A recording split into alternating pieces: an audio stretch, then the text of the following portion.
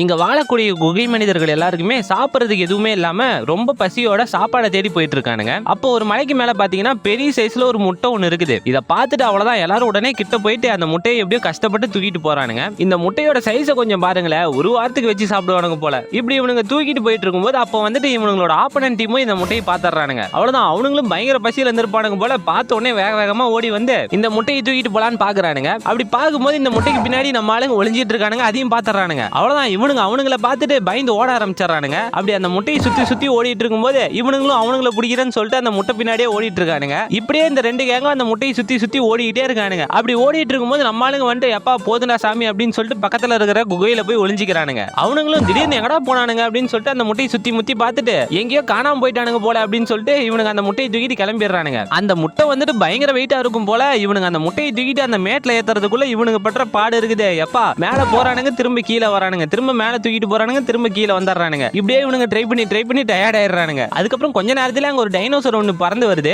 Actually இவனுக்கு தூக்கிட்டு சுத்துற முட்டை வந்துட்டு அதோட தான் போல.